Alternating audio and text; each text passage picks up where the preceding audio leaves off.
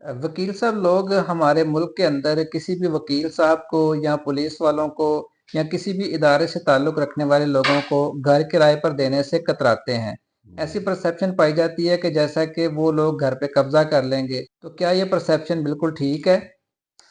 देखिए जी, आवाम की ये परसेप्शन है, मे बी कि कुछ लोगों के साथ ऐसा गलत हुआ हो, लेकिन मेरे ख्याल से हम जो यूनिफॉर्म के अंदर जो लोग होते हैं, वेदर के वो डॉक्टर्स हों, वेदर के वो पुलिस ऑफिशियल्स हों, वेदर के वो लॉयर्स हों, हम लोग ज्यादा जो है ना वो चेक एंड बैलेंस के अंदर अंदर होते हैं।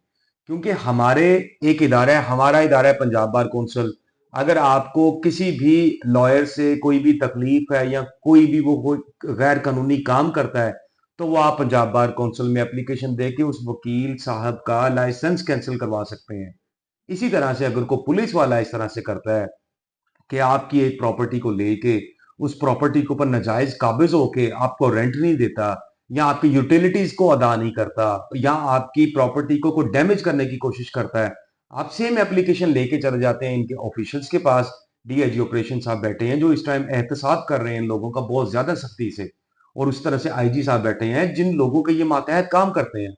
तो सेम ये चीजें हैं, जो हम लोग यूनिफॉर्म में लोग होते हैं, हम ज्यादा जो है वो बाउंड होते हैं कानून के, कि हम हर चीज कानून के ताबे रह के चलें।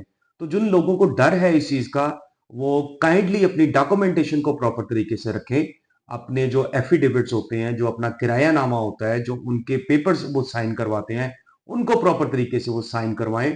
और उसके बाद अगर आपके साथ, मैं लॉयर हूं, मैं खुद अपने आप को एहतसाब में खड़ा करूंगा कि अगर हम में से कोई होता है तो हाँ, आप हमारे खिलाफ पंजाब बार कौंसिल में एप्लीकेशन दें कि ये हमने गलत किया है। किसी पुलिस वाले के पास जाता तो आप उधर जाएं, कोई डॉक्टर्स होते हैं तो आप उनके खिलाफ करें। तो ये चीजें, जो यूनिफॉर्म में लोग होते हैं वो ज्यादा ड्यूटी बाउंड होते हैं इन चीजों के। यानी कि अगर आप अपनी डॉक्यूमेंटेशन मुकम्मल रखते हैं तो आपको किसी भी किस्म की परेशानी लेने की कोई ज़रूरत नहीं। डेफिनेटली जी, ये आपको कंप्लीट डॉक्यूमेंटेशन होनी चाहिए आपकी, आपका किरायानामा दर्ज होना चाहिए, आपका स्टैम्प पेपर पे मालिक मकान का और किराए के दोनों सिग्नेचर होने चाहिए, आपकी जो टर्म्स एंड कंडीशंस डिसाइड होती हैं किराएदार और मालिक मकान के दरमियान में, वो आपको प्रॉपर समझ आनी चाहिए और समझ से वो लिखवाएं।